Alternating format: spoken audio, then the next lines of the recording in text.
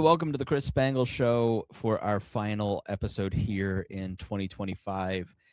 And wanted to wrap up with my good friend Spike Cohen, who has become a dear friend over the last couple of years, 2-3 years. And I am so happy for him. He's become a Christian. We start a little bit into that journey and then talk about You Are the Power, which is really the powerful part of this episode. He helps people. How do you describe You Are the Power? They work with people who are undergoing the worst experiences of their lives at the hands of the government. So we talk specifically today about the Hernandez family, who had their children taken from them, and they were charged and facing 40 years for child abuse when none of that abuse happened. And we talk a little bit about how that happens. How does a country that prides itself on the lady justice at the Supreme Court and justice is the rule of the land. How does this happen where people are not listened to? They're accused of things they didn't do. They're not allowed to talk to each other as husband and wife, let alone see their children who have chronic illnesses as they're threatened with losing them. Why does that happen? We talk about that. We get into that today, and fortunately, because it's almost Christmas, we have a happy ending with this particular family. So stay tuned to listen to Spike talk a little bit about this. I've got some things lined up in January and February. Looking forward to getting started in the new year and continue down this journey of trying to understand why government is the way the government. I almost said hating the government, but we're not going to hate anything here. We're just going to try to understand, why are you the way you are? And this is the first step in doing that. So check this out, listen to Spike, and then go to youarethepower.net and join up and support their causes. Thanks. Enjoy. Thank you for joining me. No, I am not hostage in a basement being tortured by Spike Cohen. Oh, you're keeping the... You told me it looked better, so I'm keeping it. If you're watching on YouTube, go over to the Chris Spangle Show YouTube. This is a crib for the baby that has not been put together yet. This is an old chair. I'm in my daughter's room, so you can see the Disney costumes in the closet. And yes, her bunk bed that we built. So this is amazing. But then Spike's all professional. And yeah, I on the other hand, I'm orbiting. I'm in low Earth orbit. There is a giant eagle surveying the planet. This is all theologically sound, by the way. There is the giant eagle that we all know of, looking at us with his one deadly eye, and it's just happening behind me. And you've seen it once, you've seen it a million times, and I've just learned I'm cool about it. I don't care that he's staring right down my neck. I feel like there should be a single tear coming out of the face of that eagle for everything that's going on right now. You know what? I don't disagree. I think the eagle definitely is mourning what's happening on. If you hadn't lost in 2016, wait, 2020. Yeah, okay. 2020. Well, I did lose in 2016 too. That's true. So now, the last time I talked to you, you were Jewish, and so your first Christmas is coming up, and you'll be Christian. So that's quite a change. Yes. I'm proud of you. I'm happy for you, but I want to start there because you and I talk about faith. We don't really care about libertarians anymore. Speaking, we talk all the time and almost never about politics. Like never in brief passing. Yeah. More like, those libertarians. Yeah, we haven't talked to. I guess we can talk about that, but I don't want to. I haven't talked about Libertarian Party stuff in years at this point. It's I don't even know what's going on. So let's stick to Jesus because I know what's going on there. Yes, we know what's going on with Jesus. Much better subject. I'd love for you to talk about, because I don't even necessarily think I know why or how you converted, or what your faith situation was before that. I got a little hint with Cohen, but one day I wake up and it's Spike's Christian.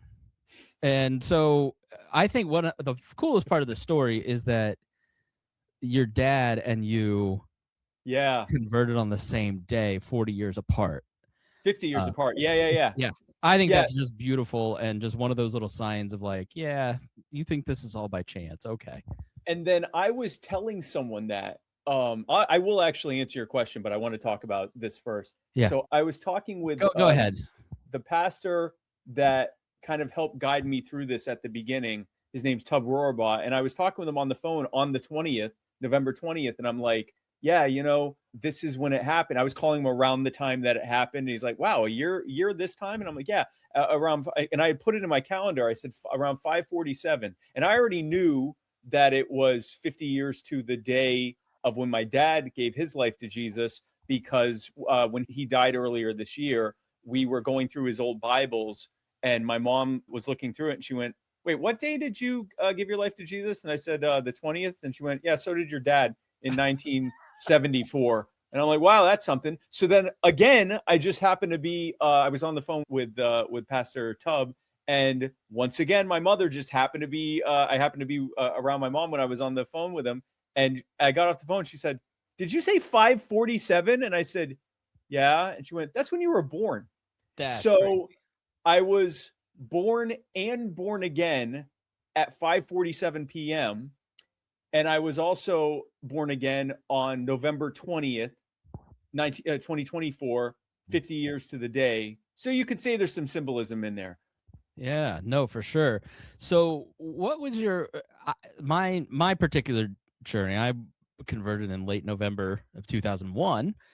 I don't know the exact date. I wish I did, but the reality is I was like an atheist. I was thinking about in 4th grade, you had the opportunity to go take 3 hours of religious education once a week, and I refused to go. I was one of like a dozen kids that wouldn't go do it.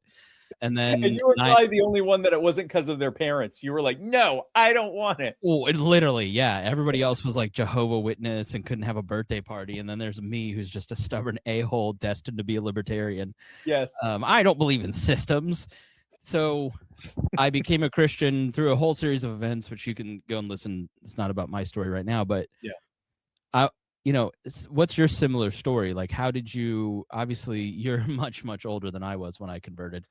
And that's actually a very rare thing. Like 80% of people who convert to Christianity, they do it before the age of like 22. Yeah.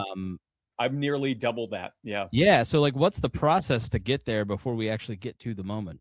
Yeah. So I'm gonna try to breeze through this. I was born in 1982. And when you really do have to start being, I was raised in what I was told is a Messianic Jewish household. Okay. So you said this is my first Christmas. It's my 43rd Christmas. Okay. I grew up being told we believe in Jesus. And I say I was told it was Messianic Judaism. I've now since learned it was more like Jew flavored non-denominational Christianity. Okay. But it wasn't actual, like we weren't trying to keep kashrut or Torah law or anything like that. We just had Jewish last names and celebrated Hanukkah and Sukkot and Pesach sometimes. And we'd keep kosher during Pesach because that apparently counts. Was the origin your family Jewish and then became Messianic? Or I have a friend who they're hardcore Christians who became Messianic Jews. No, my dad was raised a Jew. Okay. Regular old run-of-the-mill Jew. Because the other type is much more militant, and it's a whole different species. Yes, no, because they fall into it, and frankly, they're falling into works-based religion. But anyway, I'll get into all that later, but or never. But he was a Jew who, and my mom. So technically, I mean, by modern Jewish law, I'm not even a Jew. My mom's a Gentile. She was raised Advent Christian, and now by ancient Jewish law, I am a Jew, but that's a whole other thing. So It doesn't really actually matter because there's neither Jew nor Greek in we're all one in Christ Jesus. So it doesn't actually matter. But so my dad was Jewish. He in the 70s, shortly after he met my mom, he converted. But then they kept some of the Jew stuff. And it was more like, it wasn't anything blasphemous or works-based. We're very salvation by faith alone based.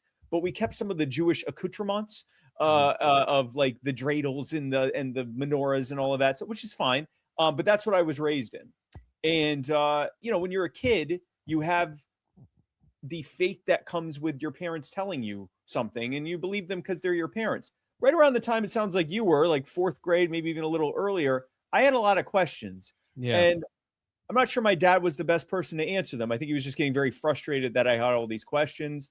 And unfortunately, this was before the internet. So I just was like, well, those weren't good answers. And so I just kind of, I would say I'm not sure if I really believed. I just was like, I don't know what I think about this. I still went through the stuff. I wasn't like you sound like you were a lot more militant than me. I wasn't like an atheist, like I refused stuff or anything like that.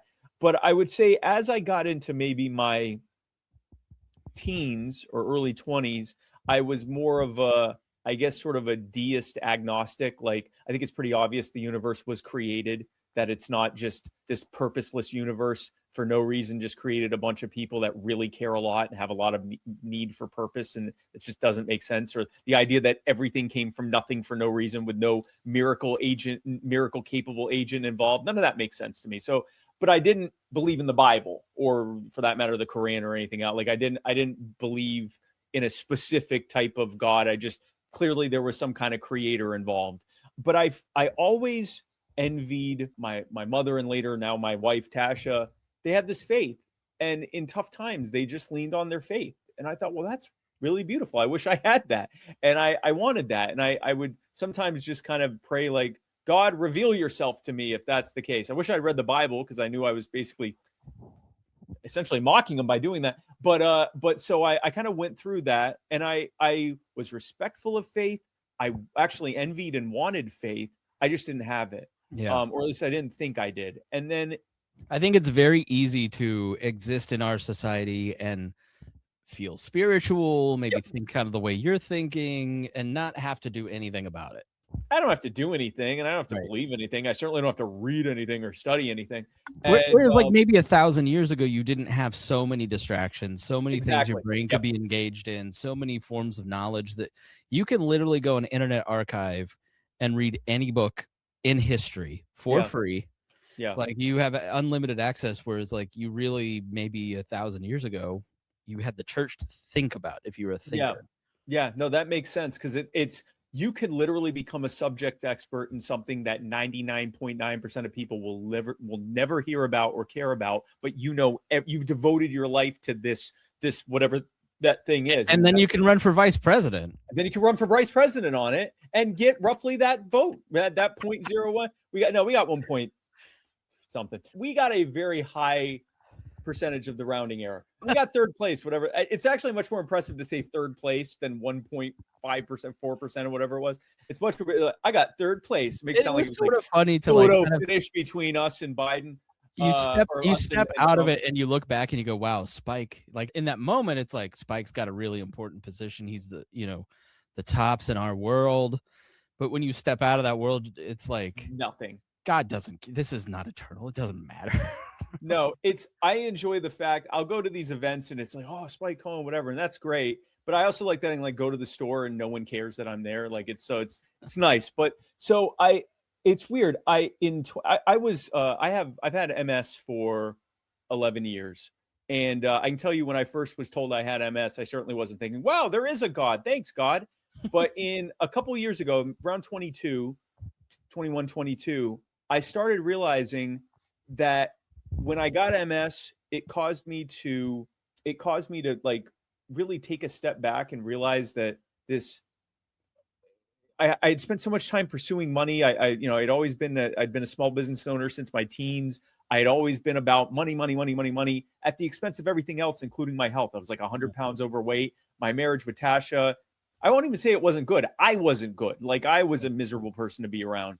And like, everything was just kind of not great. And then I get MS, and it forces me to like actually look at my life as something other than a pursuit of money.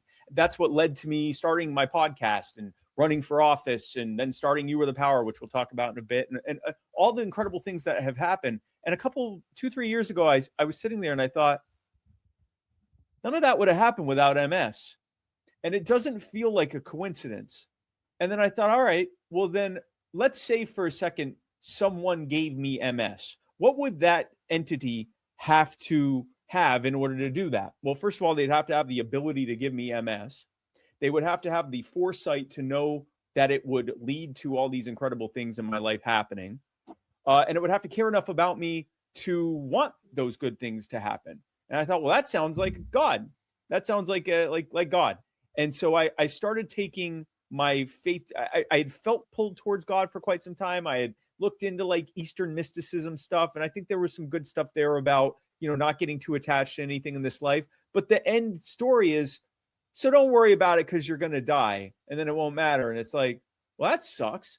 And so that didn't really appeal to me. And so I thought, well, I grew up a Christian or Messianic Jew, whatever. well, let me look at that. And the more I looked into it, the more I realized that this whole time I had been thinking, I've got to, I've got to come to full 100% doubtless belief before I even come to God with anything. And then I heard about the prayer of the Father in Mark 9:24, where he goes to Jesus and says, Lord, I believe, help my unbelief. And Jesus credited that as faith. And I thought, well, he just told Jesus, I kind of don't believe what's happening in front of me right now. I'm seeing it happen, but I still got some doubts. Can you help me with that? And Jesus said, yeah. And so I thought, okay. So on November 20th of 24, I said, I prayed the help my unbelief prayer. I said, Jesus, I give you my doubts, my disbeliefs, my concerns, my lack of understanding. And I give it to you. I put it at your feet, and I'm just going to step out in faith. And I'm confessing my sins to you, and I'm professing with my mouth that you are my Savior, and I'm going to give everything else to you. And the last year has been an absolutely insane journey ever since then. Yeah, we have a similar trajectory. Okay. I got kind of into Buddhism, and then felt that didn't carry the weight, and then had that feeling like, man, I really got to understand all this. And then it was just, no, you need to submit and have an act of faith, and then I'll fill in the details. And it's been over 20 years now, and the details are still being filled in so many different areas.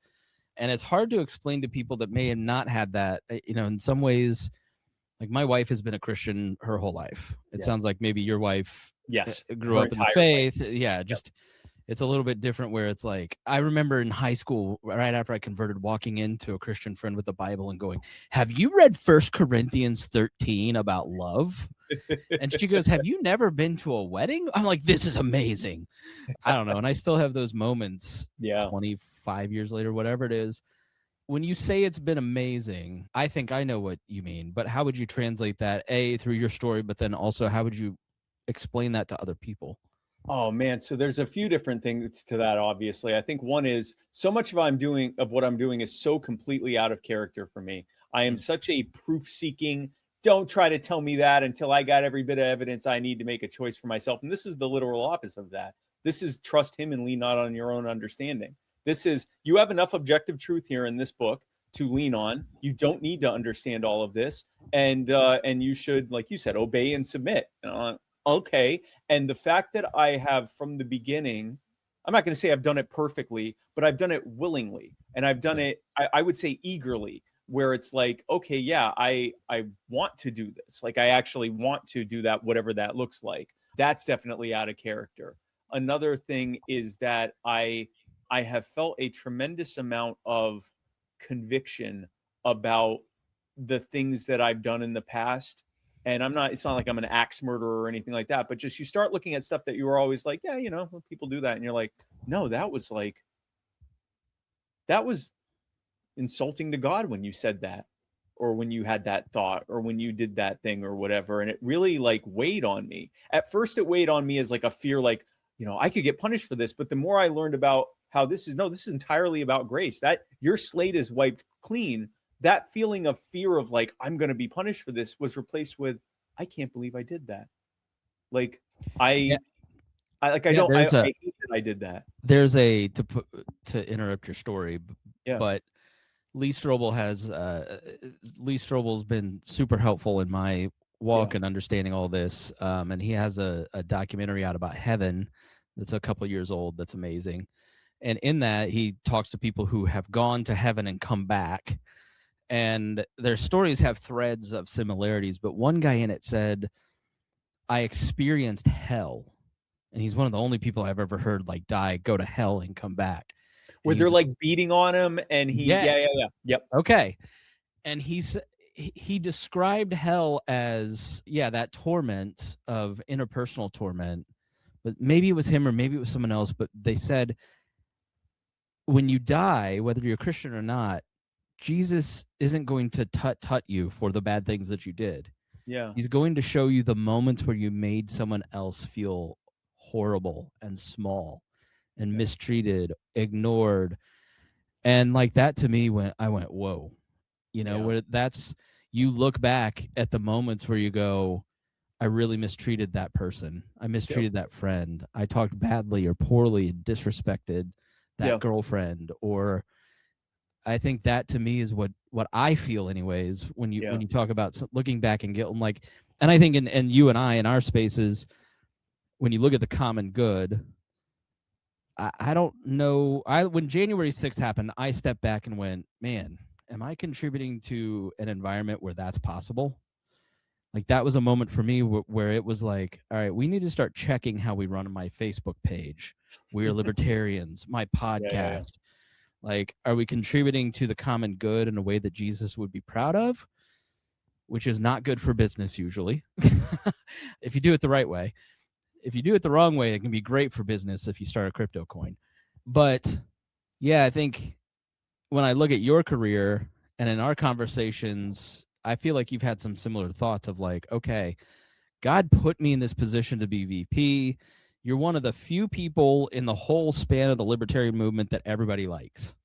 You don't seem to have, there's some progressive people who I got some. But like, your crowd is much smaller than anybody else's. Yeah. And I feel like God has designed that position for what you're doing now with You Are the Power to allow you to use that influence for the common good in a way that really blesses families. Yeah. Talk about kind of your transition from libertarian politics, and maybe did faith have anything to do with You Are the Power, or was that just kind of like a coincidence? Well, it's not a coincidence. I think it was God using a very crooked stick to draw a perfectly straight line even before that stick knew what was happening.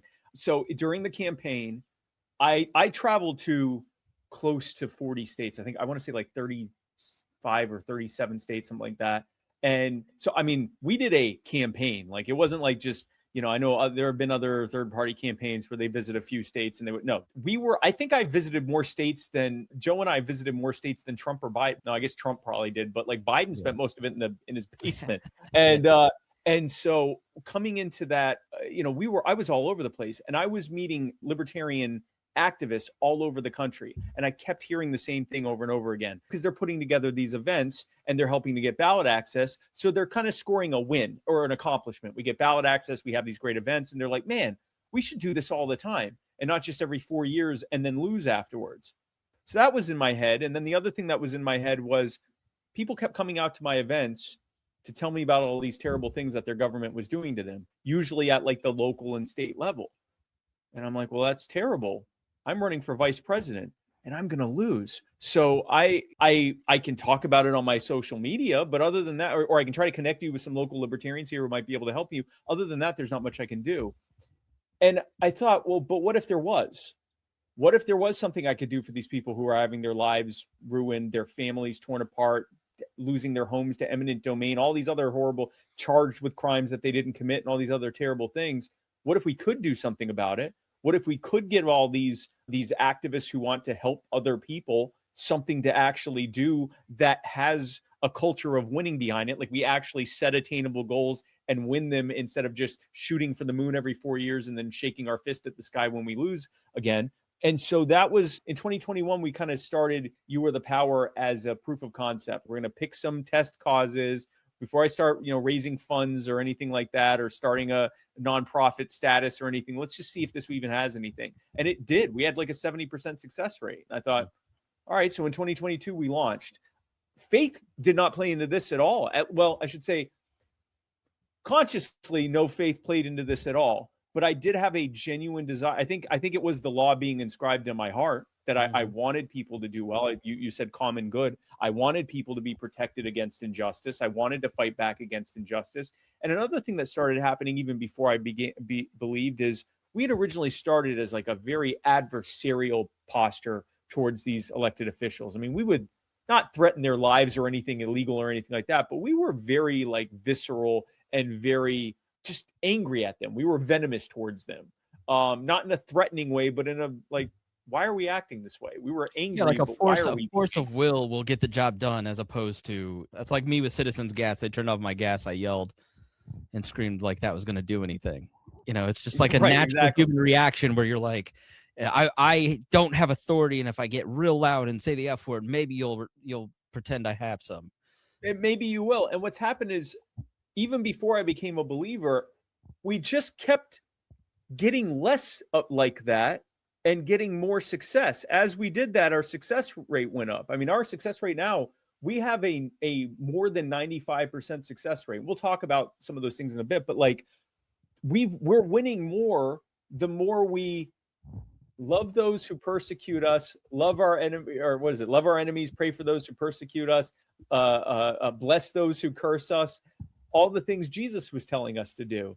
And so it's been interesting looking back on like how I feel like, and this is where I don't want to say anything theologically incorrect because I know I wasn't indwelled with the Holy Spirit, but the Holy Spirit can act externally. It felt like God's guiding hand looking back has just been involved from the beginning, because once I was a believer, I looked and I'm like, I actually had a moment where after I had made my profession of faith and I'm sitting there and I'm like, well, now what do you want me to do, God? Everything I've done up to this point, I did as a filthy agnostic non-believer. Now, what do you want me to do? Is it the ministry, Lord? Are you calling me?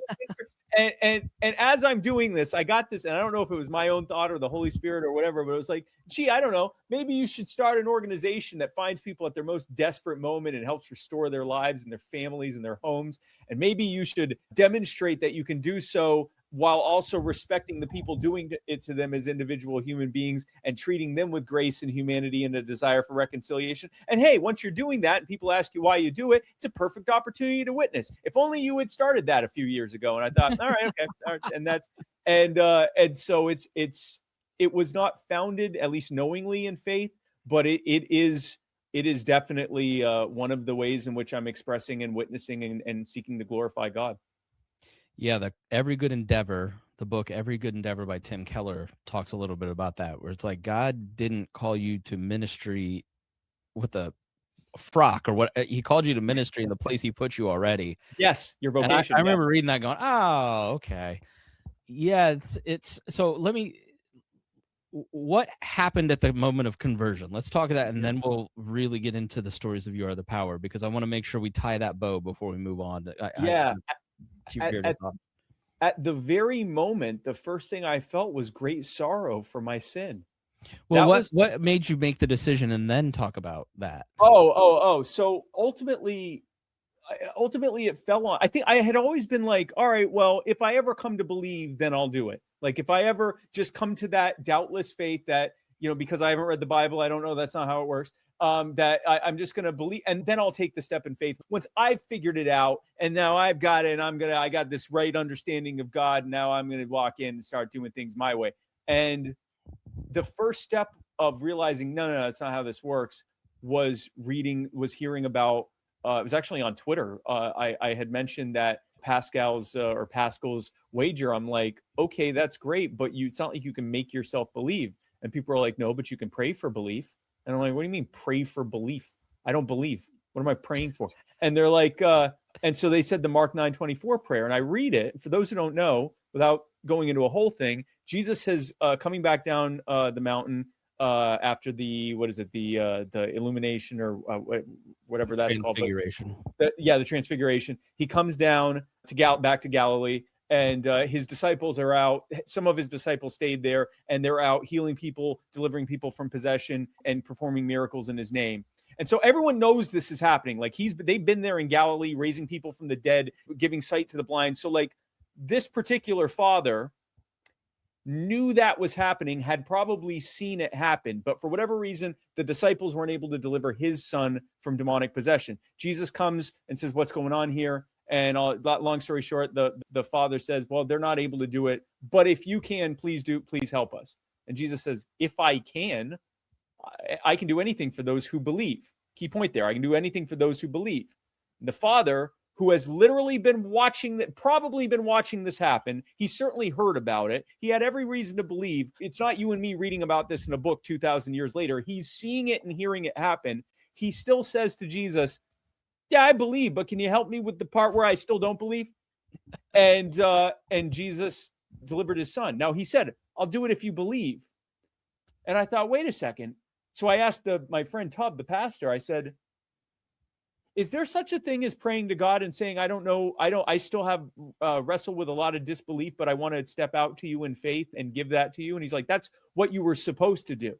like from beginning, like back when you had any unbelief, that's what you were supposed to do. And I'm like, oh, and so that's what led me to do it. I think it's a really interesting, and this is a key part for people to hear. When you have a question, you reach out to people and ask them that question. And I don't think a lot of people think they can do that or should do that or know who to do that with. And that to me is like the biggest no-brainer. You know, they go to Google or they go to ChatGPT or whatever to ask these questions, when I think you've done, from what I can see, you ask me questions, you ask other people I see you talking about. You just, it's the humility of going, I don't know this, I'm struggling with this. Can someone who has maybe, you know, traveled down the train a little longer than me help me out with this? I think that's a great quality for a new believer or someone who's just doubting. I've had that approach in general. I've always been of the belief that having a question doesn't mean you don't, like, you're stupid or that you don't understand. It's that you're trying to find out. I have no problem asking things to someone who I think might not know as much as me, but even just to get their thoughts on it. And I will tell you, on this experience, humility goes a long way, because A, none of us fully understand it. And B, the more humble you are, it just, at least for me, the more I've humbled myself and said, I don't understand this, I've prayed to God about it. And then in that humility and prayer and a desire for the level of understanding I need to at least have peace in it, and going to the word and reading and studying and reading commentaries from other people and talking with people like you and getting thoughts, I get more knowledge, but more importantly, I get more peace and I get more assurance over time. And I will tell you that the more that you read, pray, and talk with others, and essentially, I mean, that this is, you know, we're supposed to worship communally. When we think worship, that we think the praying and the singing and the tambourines and all, that's part of it. But worship is also prayer.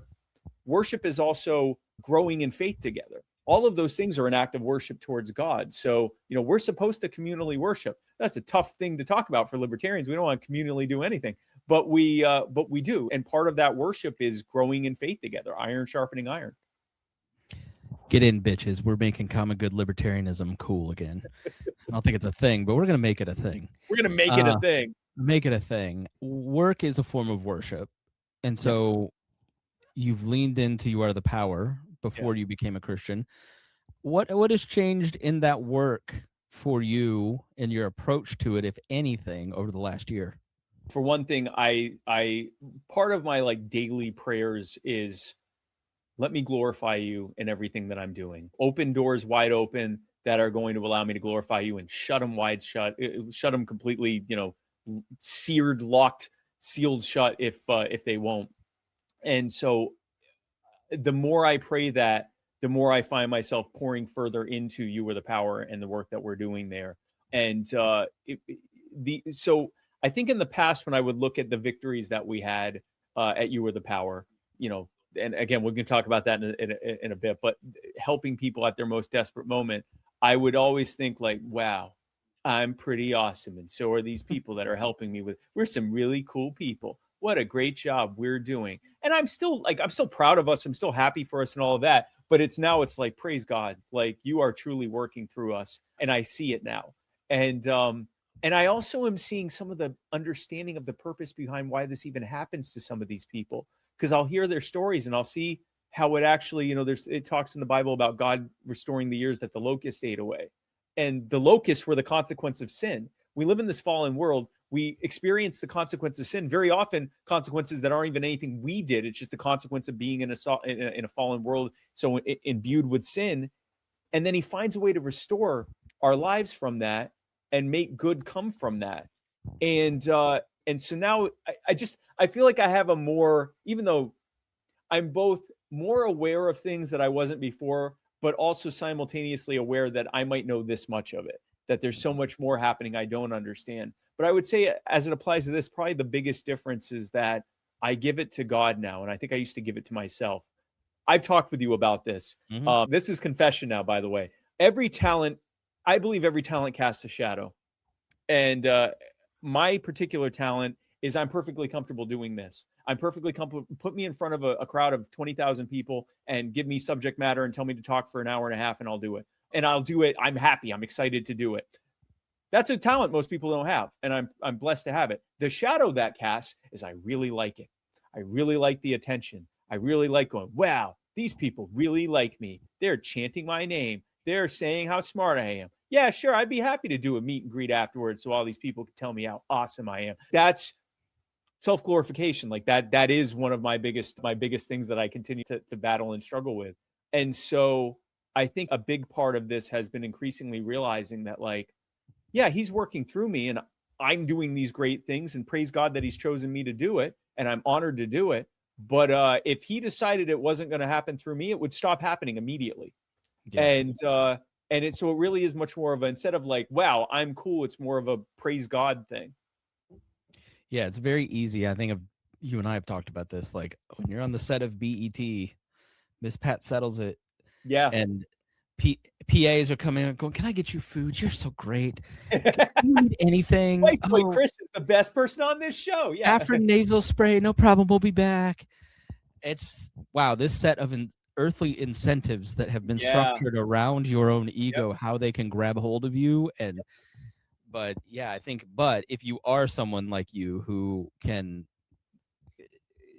has the ability to multiply in media, it can become incredibly powerful. Have you, and last question on this before we really get into the case studies. So how have you seen God show up in the last year?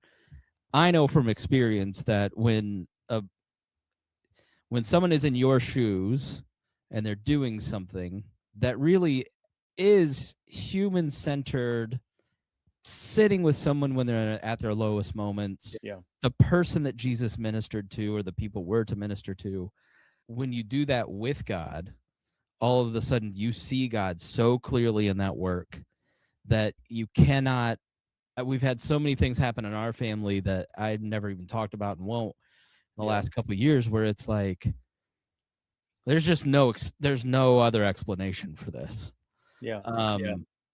Where have you seen God show up in the last year versus the previous 3 years, where it's just like, all right, this feels like there's a partner here that has infinite resources? I would say that I'll start with myself. The fact that when I hear, I remember I got some anxiety when I first heard, like, well, you can't come to God on your own. It's the act of the Holy Spirit. And then I'm like, well, wait, how do I know this is real? How do I know I'm not faking it? And it's like, no. If you're doing it, that's proof that's evident proof that it's real. The point is, you weren't on your own. You wouldn't have wanted to do this. And I'm like, man, that really hits for me, because I would not have done this. Like on my own, I'd be like, yeah, I don't need that. I'm good. Like, it doesn't really make sense to me. I don't know, maybe this is just something someone came up with to control people, whatever. I would not have done it on my own. So that's the first one, is just the fact that I was drawn to do this, not out of some kind of fear or anything like that, but just literally like, hey, I think I want God in my life suddenly. Like that alone is a huge God moving in our lives. I would say in general, man, like with You Are the Power, we've seen so many doors open in this past year. We've literally doubled.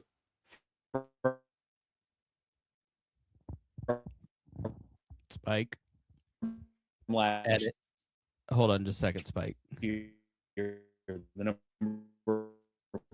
of causes we took more than doubled. Hey, hold on just a second. The number of causes we've taken on.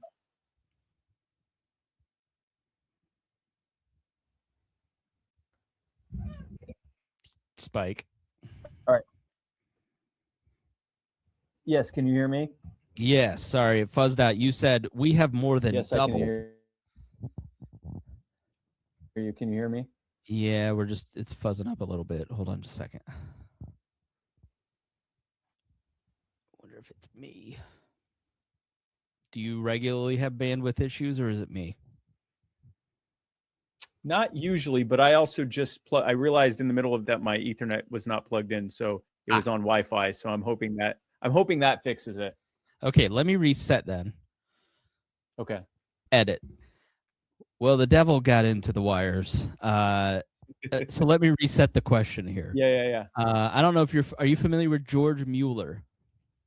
I've heard that name, but I can't say I'm familiar with him. Okay, so George Mueller ran an orphanage like 150 years ago. Okay. And literally intentionally didn't make an income, literally just lived off of what people, how do I put this? He didn't try so he could illustrate how God shows up and meets every need. And it's a famous couple of books that he wrote about meeting those needs. And that's sort of the genesis of my question. It's like, I think when the Holy Spirit gets involved in a work like yours, all of a sudden you start to see needs being met to display his glory, power, mercy, and desire for us to love each other and to show love to the people that you're working with. So right before you zoomed out, you said that you more than doubled and then you went away. So we more than doubled. That's all you need to know, Chris.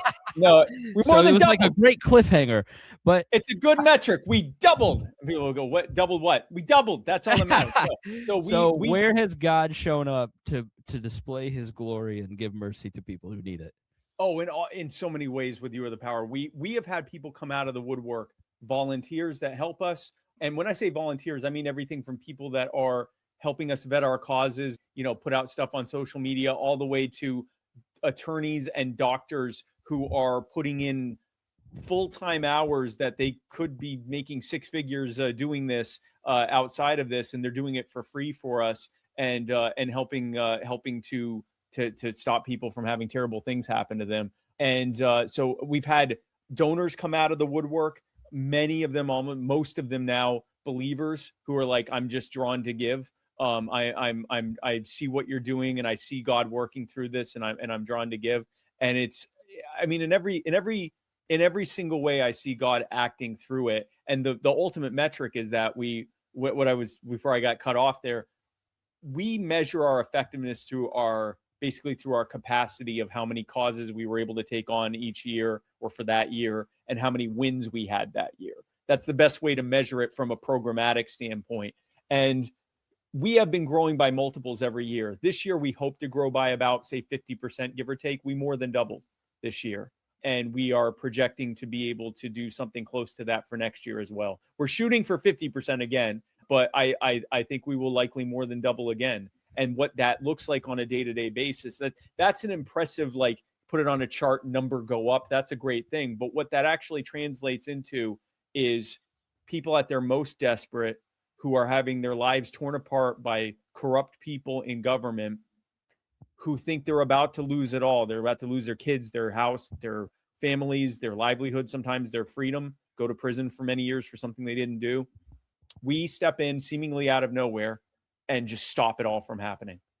And the officials that did it to them resign or back off and apologize and realize they did the wrong thing. And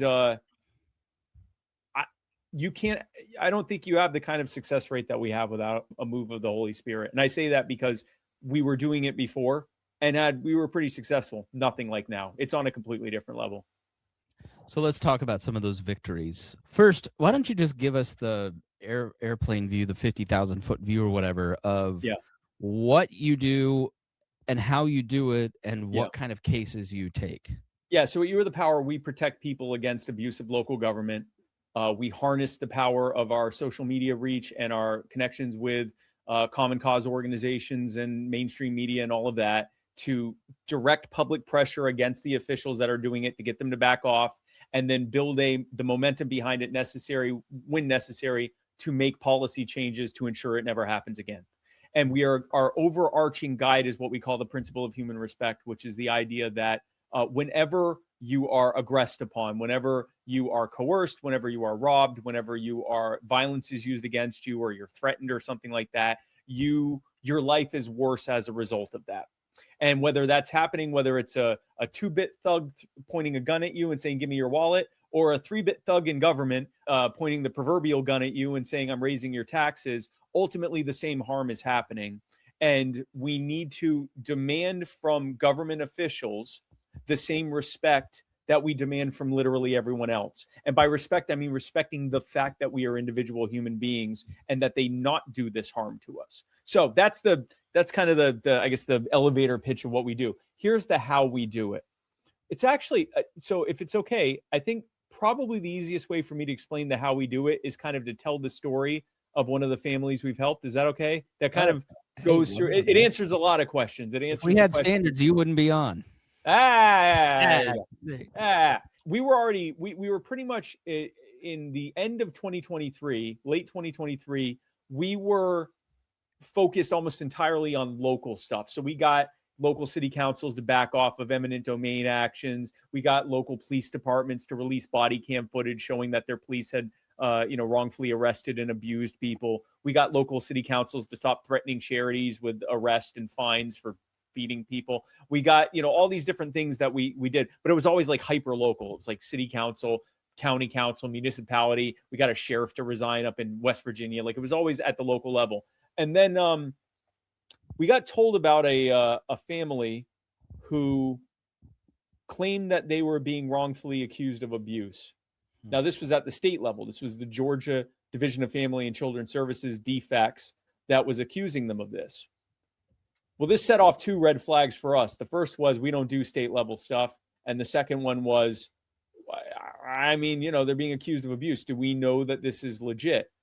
And so we took our team, which continues to develop. It is now a state-of-the-art vetting team that we have. We are the envy of other organizations. We've had attorneys tell us that our vetting team is better than anything they've ever seen. So we started vetting it. We spent hundreds of hours looking at their story. And here's what we found out. Matt and Taki Hernandez have two children, Emma and Aria. Now, at the time, Emma was a newborn and Aria was, I think, had just turned 3. Emma started showing some bruising showing some swelling, and she seemed fussy. And as a newborn, that's not uncommon, but they were concerned that there was something wrong there. And so they ended up taking her to Children's Hospital of Atlanta. They did x-rays of her, multiple x-rays of her, and they also did blood work. The x-rays showed that she had multiple fractures all over her body at various stages of healing. The blood work showed that it was almost certainly being caused by either neonatal rickets or osteogenesis imperfecta or some other chronic health condition. There was no sign of trauma. There was no sign of anything that would indicate a physical injury causing it, meaning like she wasn't abused, she wasn't dropped, it wasn't an accident. It was happening internally. It was her body that was fracturing as a result of a health condition. Despite the fact that that's what it showed, the child abuse pediatrician accused them of abuse. Their children were taken from them. They were arrested for and charged with felony abuse. And as a condition of their bond, to be able to get out of jail, they had to agree not to talk to each other or be within a certain number of feet of each other. So not only did they, or communicate through proxy. So not only did they lose their children overnight, but they lost each other overnight indefinitely.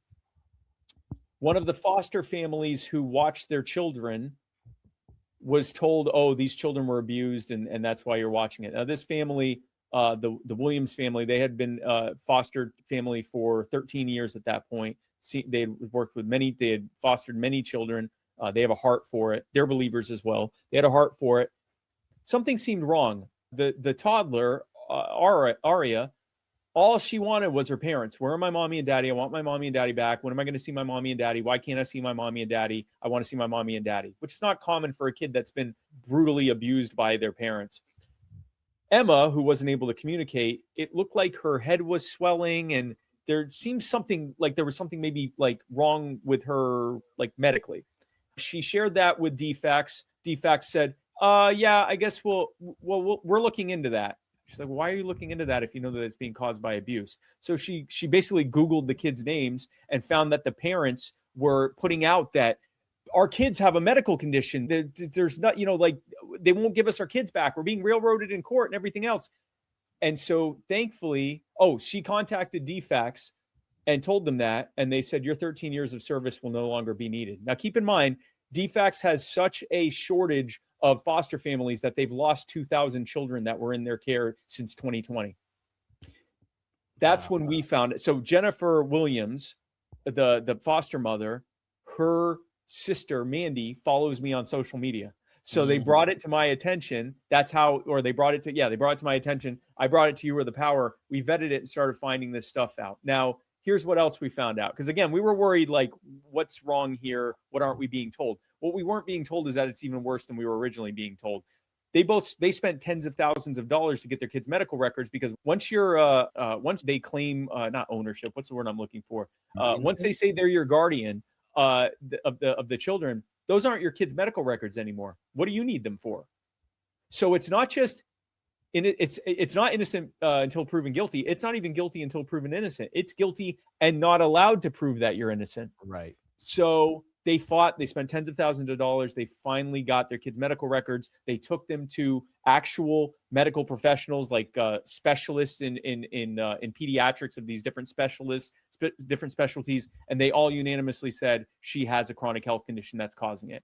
And they thought, thank God, we have what we need. We'll go to family court. We'll get this all sorted out. The family court judge refused to allow any of that to be entered into testimony, and she instead chose to take the testimony of the child abuse pediatrician, whose only evidence, he didn't seem familiar with the case.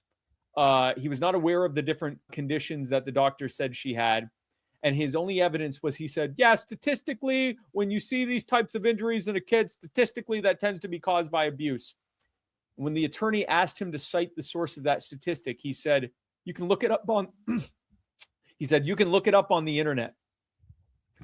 Based on that stellar testimony, the judge ordered non-reunification, which means now Matt and Tucky face never seeing Emma and Aria ever again. And so that's basically where we found out about it. And you have to realize a family court judge is the law. Yep.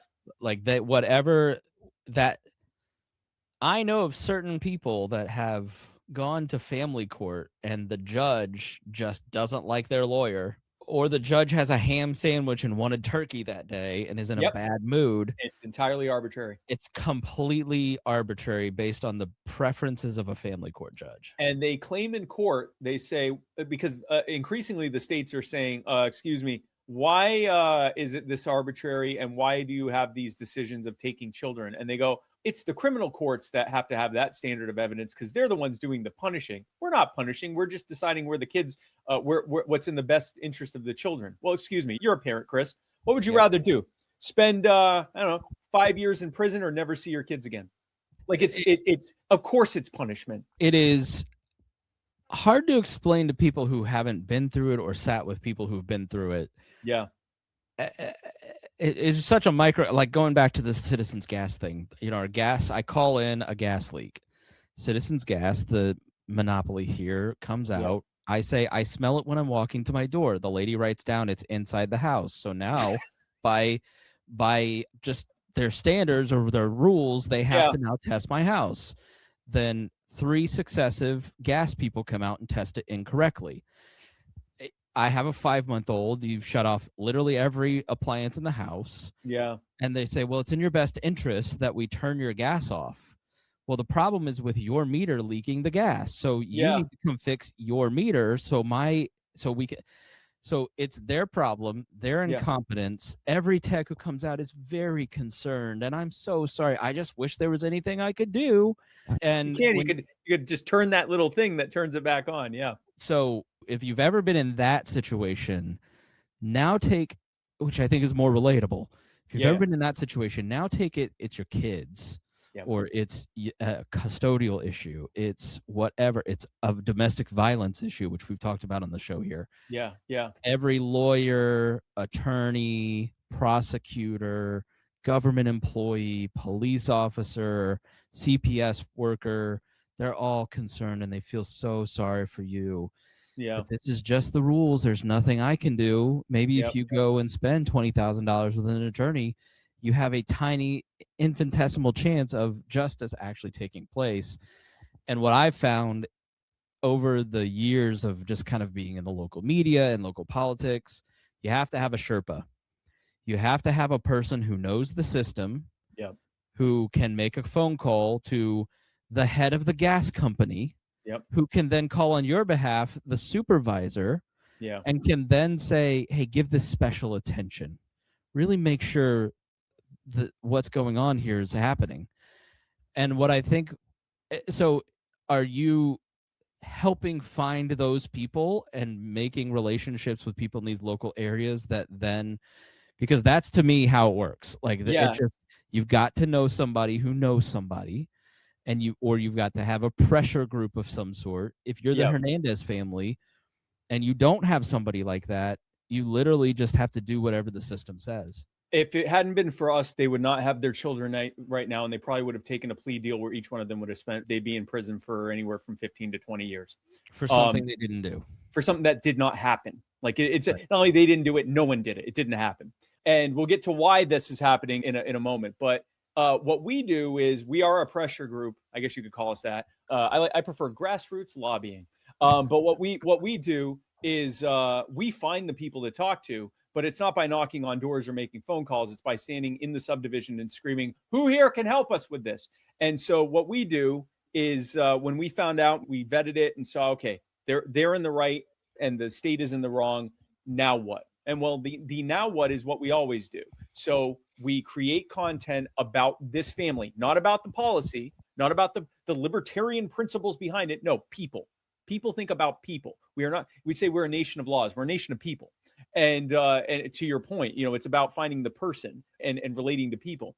And so we talk about these people and what's happening to them. We don't talk about political parties. We don't talk about campaigns. We talk about these people that have this happening to them, and these specific people who are doing it to them, these specific social worker, these specific family court judge, these specific child abuse pediatrician, the specific people involved. And then we say, and go to our site. If you want to help, now that you're mad about this, here's what you can do about it. Go to this page on our site, and with a couple of clicks, you can send out pre-populated emails to everyone involved and tell them to back off and do the right thing. So we put out that content about it, and 3 things happened immediately. The first thing that happened was thousands, we actually think tens of thousands of people started angrily contacting everyone involved. The child abuse pediatrician, that their information is not publicly available. The CPS caseworker, the supervisor for the CPS caseworker, the DA, the family court judge, everyone involved. The second thing that happened was suddenly everyone started capitulating, seemingly out of nowhere. The family court judge, who straight up wouldn't allow their medical evidence to be presented, said, "I see no evidence of abuse here. I'm closing the case out. And once your criminal case is closed out, then I'll order for your children to go back home. But in the meantime, you can see them whenever you want to. They'll just have to live with the aunt and uncle. You can live with family, and then I'll let them be back in the house." And defects closed out their case. They said, "Yeah, we see no evidence of abuse here." So that's the second thing that happened was they were now able to see their children with family. And they were allowed to live together as husband and wife again. Those bond conditions were ended. So that's the second thing that happened. The third thing that happened was families started coming out of the woodwork all over the country with the exact same story over and over again. "I brought my sick child to the hospital. They had Ehlers-Danlos syndrome. They had osteogenesis imperfecta. They had some rare metabolic bone disorder, some kind of genetic disorder or condition. They had documented injuries from the birth process. We were accused of abuse. We were denied the ability to be able to see our kids or get their medical records. Often they weren't allowed to talk to each other as husband and wife because they're accomplices in a potential crime." And it was the same thing over and over again. Then we found out why. Under Title 4E of the Social Security Act, the federal government pays state CPS systems. So not just the agencies, but the child abuse pediatrics at the hospital systems, the CPS workers, sometimes the investigators, if the police departments have specific investigators for child abuse, the family courts, the foster care facilities, the visitation centers, all of that gets paid based on how many accusations of abuse happen, how many children are in the foster care system, how long they were in the foster care system, and is the child have any kind of documented medical needs. So the more people they accuse of abuse, the more money they get. If that child ends up in foster care, they get even more money. The longer that child's in foster care, the more money they get, which is why they go after like the youngest children possible so they can keep them for a few years. They can't talk. And so that they can't talk. And if they get placed for adoption permanently, they get even more money. And if it turns out that the kid has some kind of chronic long-term health condition, they get the most money. So they've, knowingly or unknowingly, they've created a perverse incentive structure, which has led to child abuse pediatricians looking at sick children that they know are sick. And instead of saying, "Let's get this child the care that they need," they think ching, because this is how our department is funded.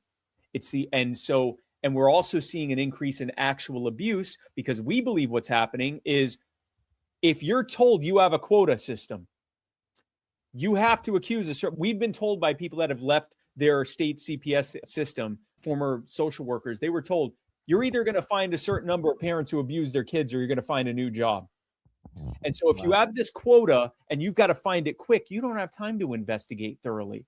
And most abusers of children aren't going to take their kids to the hospital afterwards. Like it's going to be harder to find the actual abusers than it's going to be to find a frantic parent who just lost their kid and is willing to talk to anyone because I know my kid's sick. I know my wife didn't beat them and I certainly didn't beat them. It's way easier to frame them up. So that's the system that we exposed. Now, the good news there is we are continuing to unite so many families across the country using that same formula, the same formula we use with fighting against eminent domain actions or people that are being wrongfully accused of other crimes or, corrupt officials or whatever. We identify all the information we need. We put out compelling content that tugs at people's heartstrings. We give them an easy call to action to get involved, and we give them regular follow-ups on their successes so they can feel like they're behind a winning effort. And we just rinse and repeat over and over again. A really fun thing that happened in the middle of, I'm not sure fun, but interesting thing that happened is we suddenly got called by the head of DFACS, Candace Brose. Let me just, before you talk about her, when I looked at the site, I'm amazed at the amount of Georgia cases you have worked on with this specific agency.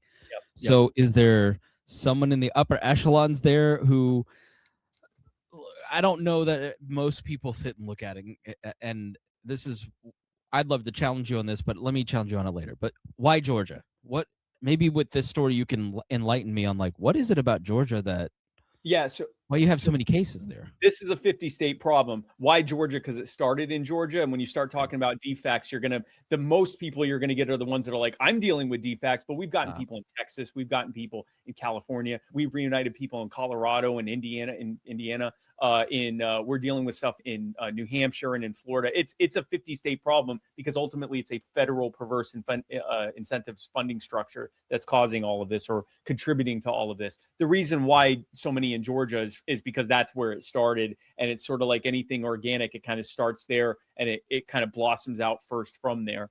But so that's why Georgia's kind of the main state. But we're doing it. We're in, I think, over a dozen states that we're actively working in now at this point. But to that point with Georgia, the Rebecca Lindstrom with 11 Alive put out a documentary. She's a big investigative documentary journalist with one of the main networks there in Atlanta. She put out a documentary called Help That Harms, and it talked about the families we were helping to reunite. Soon after that, we got contacted by Candace Brose, who's the head of DFACS. Privately. She wasn't out in public going, I'm determined to do something about it. She didn't say anything. She contacted us privately and said, I had no idea. What do we do? Like, how do we fix this? I'm not being told this is happening. I'm learning about this from third parties, and I don't like that. What's the problem and how do we fix it? And so we went to her with a laundry list of stuff. And the two main things that we said are, if someone is accused of abuse, they need to be able to access their kids' medical records, because that's not fair to accuse them of something and then not allow them to have the evidence that they might need to. Un-American. It's literally unconstitutional. And for that matter, they should also be able to get a second opinion from a doctor that isn't part of this funded system that's funded based on if you get successfully accused of abuse or not. And they should have a right to a second opinion, and they should be informed of it. That's the first thing. The second thing is, these parents are getting form letters from literally dozens of doctors in the hospital system. They don't know who's accusing them. And from what we can tell, these doctors they're often not even aware of these kids' medical history. They should have to personally attest legally on some kind of attestation form that they know of this child. I'm the doctor accusing them, and I actually reviewed the kids' medical records before accusing them of abuse. We said just those two things and a couple other things as well will greatly reduce the number of false allegations. She immediately made that policy across the board, and then she announced it. We announced it, and then she joined us in announcing it. Now, I mean, I understand politicians and bureaucrats do stuff for political expediency. I'm not going to pretend this was done perfectly from just a perfect sole position, that there wasn't any expediency. This looked like a change heart to me. This looked like someone who looked at that. She's a mother, and looked at that and went, oh, no, that's not good. I don't want that happening under me. Here's the next thing that happened. we had been going to the Capitol there in Atlanta and trying to get legislation passed that was basically that policy, but as law, that this would now by law be how it would have to be done. We were getting no traction on it. We had a legislator, I think a state senator, say to us, I'd rather a innocent family get accused of abuse than a guilty one not get accused of abuse. That was the kind of feedback we were getting there on the Capitol about adding due process and letting people that were wrongfully accused be able to fight to prove they didn't do anything wrong. This is another lesson I've learned. The bureaucrats that you're talking about usually are pretty helpful if you can get to them. Yeah. And do have a heart and know their subject matter really well. Yeah. It's the legislators who are just dumb. I've met some very smart legislators. I've also met some very unimpressive legislators. But if you can have this woman go and talk to them, you're going to get a lot further ahead than Spike going and talking to them. Podcast man from South Carolina versus the head of an agency who's in their club. Well, and ultimately it was our lead person in Georgia that was talking with them. So it wasn't even me talking with them. But that's exactly what happened. She went to Capitol Hill and said, this needs to happen. And then the families went with her, the families we've helped reunite, including the Collins family. Ridge Collins, they lost him for 3 years until we got involved towards the end and helped them get him back. He had documented injuries from the birth process. I think the cord was wrapped around his neck or something when he came out. And they accused him of abuse. They fought for years. They spent a fortune to get him back. We helped them to get him back. They ended up naming the bill Ridge's Law after Ridge Collins. It passed unanimously in both chambers, and it was signed by Governor Kemp back in May.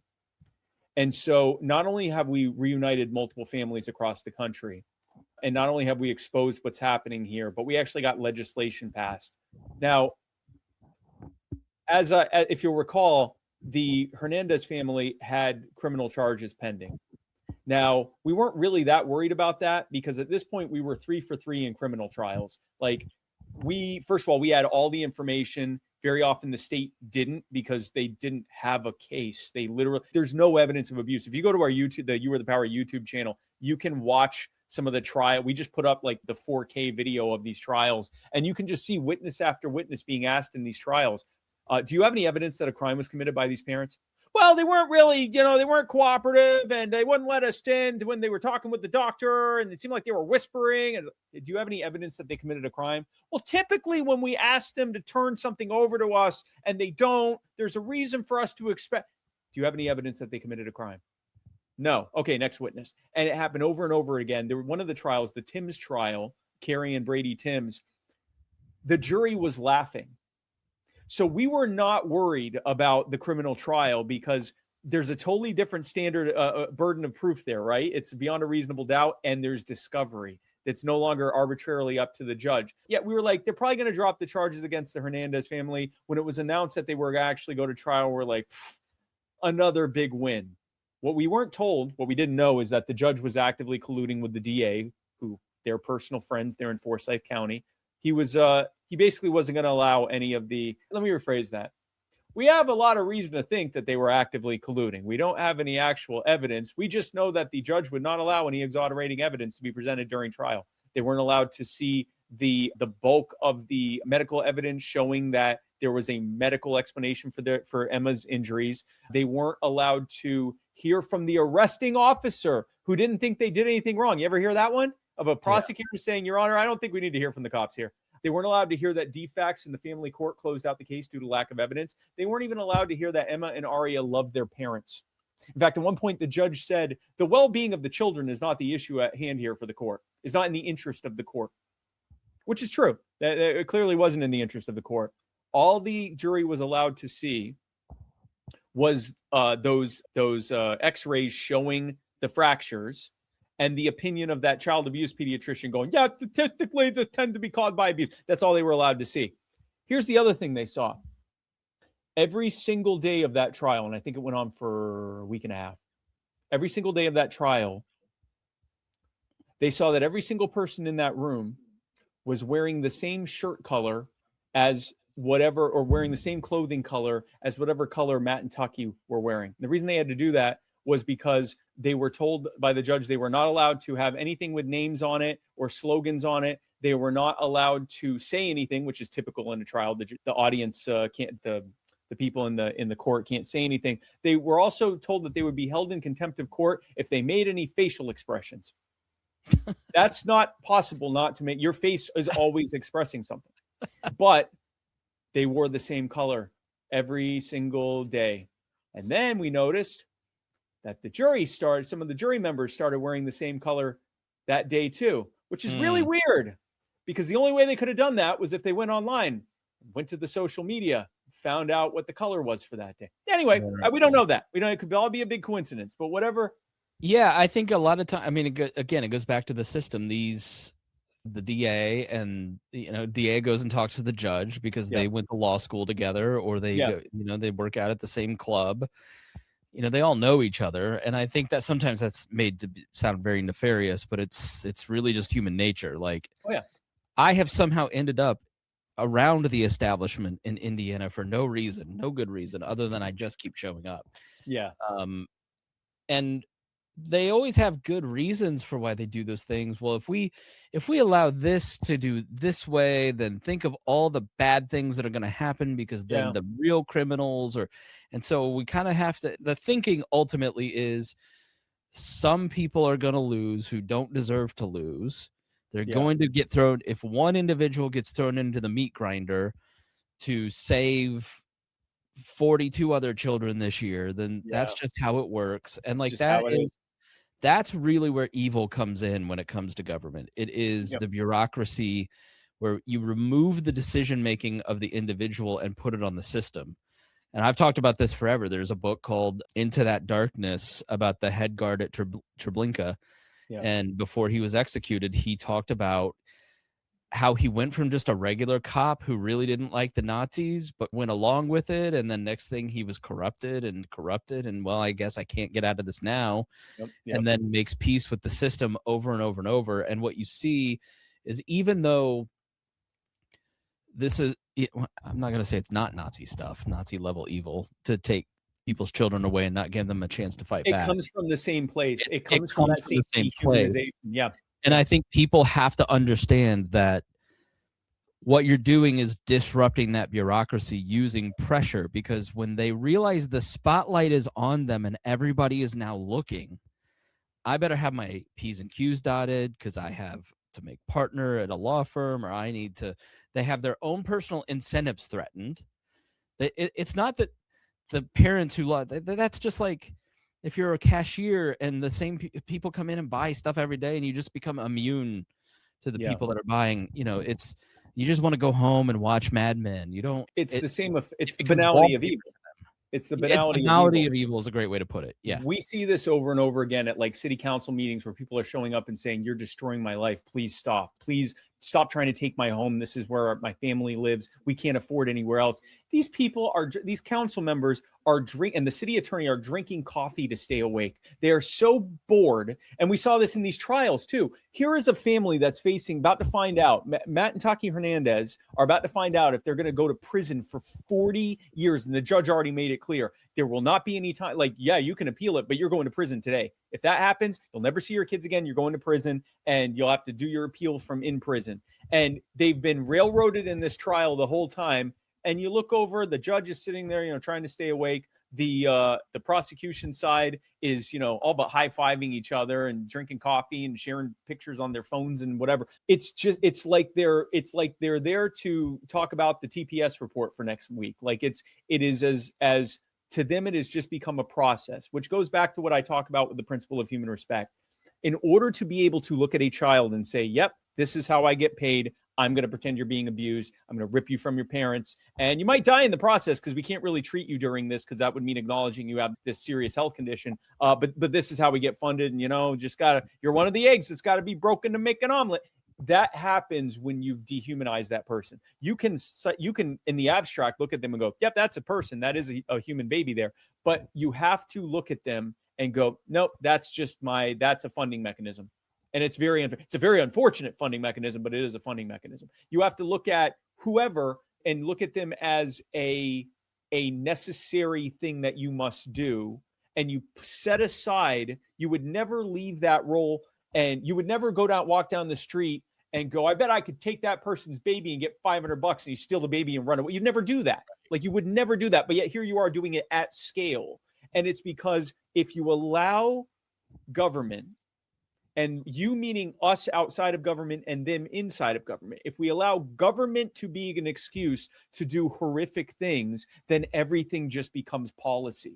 It starts with this and it turns into stealing children or genocide or, mass murder or war crimes or whatever, like in ways, or taking a sliver of someone's house and giving them $20 for it, and then, building a mini mall next to them, or so. It can be things large and small, but it all comes down to the same thing. You're not treating them like a person. That's what this judge was doing here. I'm sure that judge wakes up and they pray. They probably go to church. They're a grandpa. They love to play catch yeah. with the. If you met him at a party, you'd think, what a great guy. Wonderful guy. Yeah. And he's got hopes and dreams. And he might even look at things in government, that's not fair. And then he's doing this because he's set aside that expectation.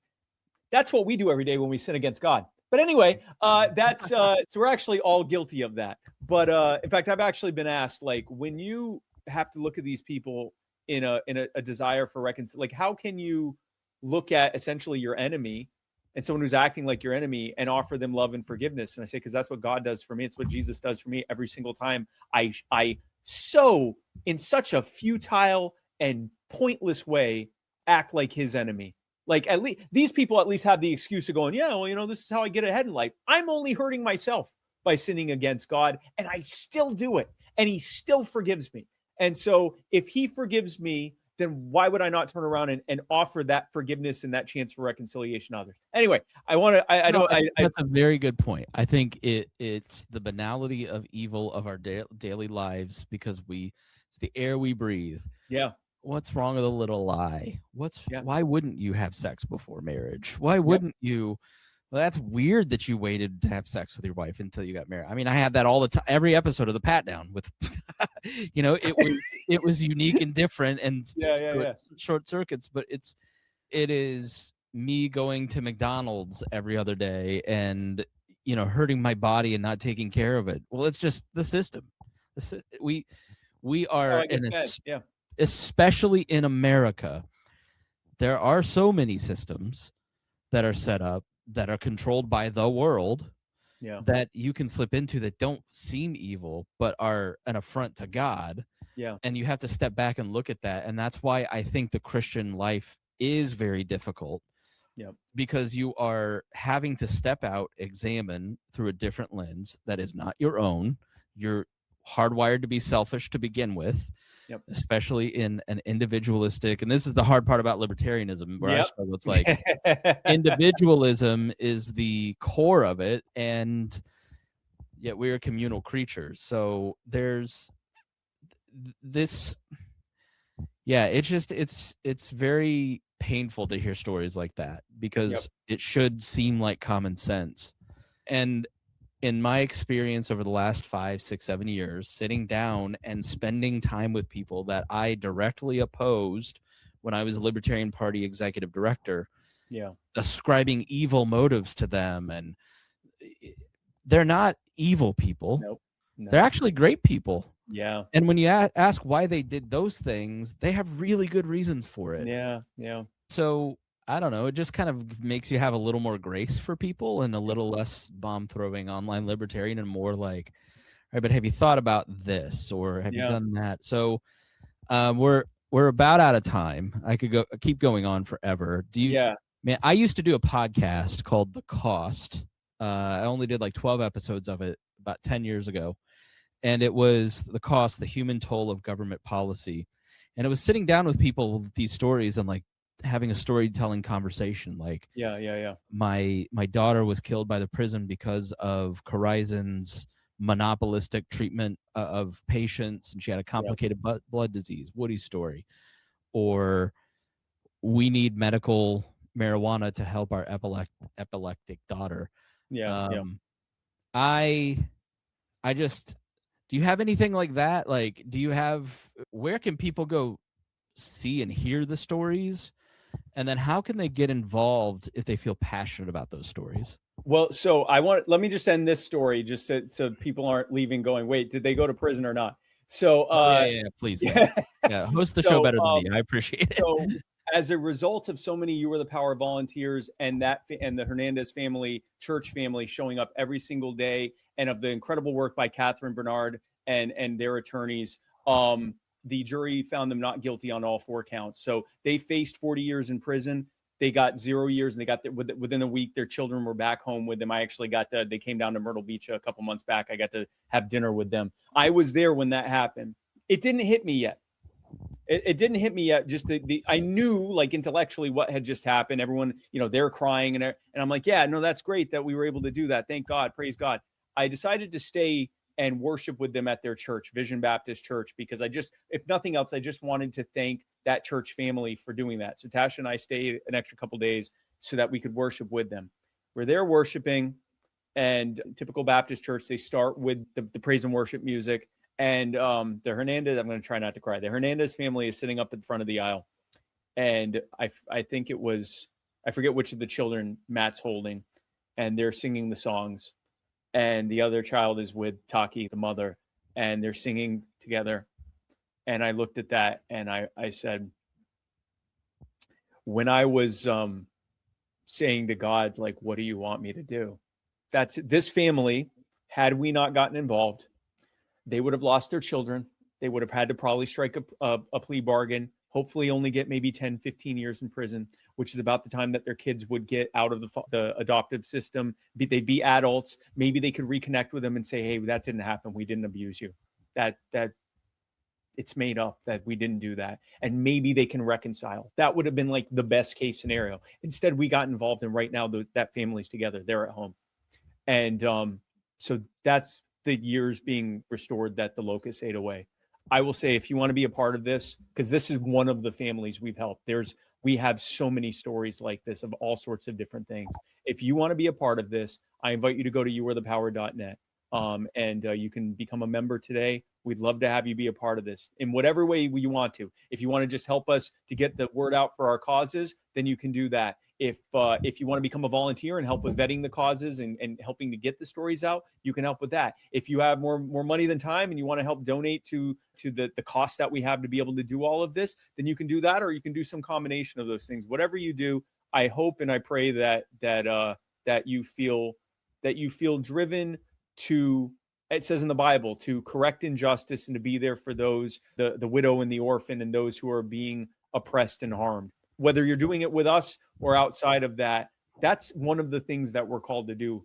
Whether you're a believer or not, that's part of the law being inscribed in our heart. We're called to do that. And I really appreciate this opportunity to talk about this on your show with you, Chris.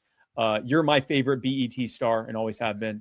And don't tell Tyler Perry, but okay. I mean, it's you right there. Me and Dia have a lot in common. You said that, not me. But I really, I love you and your family, and I pray you guys have a Merry Christmas. And thank you so much for having me on the show, man. Yeah, Spike, thanks so much. Website is youarethepower.net. Go check it out. Thank you. Follow you guys on YouTube. Let us know how we can be helpful here and what you're doing, because it's a beautiful thing. And this is one story out of dozens, hundreds now? Dozens of stories, yeah. Yeah, so thanks, Spike. We really appreciate it. I hope you have a great Christmas. Thank you. I think you'll find this is your second as a Christian. It's my second Christian Christmas as an actual Christian. It's a little more meaningful when it's about Jesus than 100%. Grinch and Santa. So yes. All right, man. Thanks so much for joining me. Thank you. God bless, guys. Thank you. And thank you for listening here. If you found this to be beneficial to you, the best thing you can do is share it. That's the best way to help out Spike and You Are the Power. Probably money, but spreading the word for your favorite creator is just as good. So thanks so much for joining us here on the podcast. We'll see you again soon, and have a Merry Christmas. Merry Christmas on the Chris Spangle Show. All right, buddy.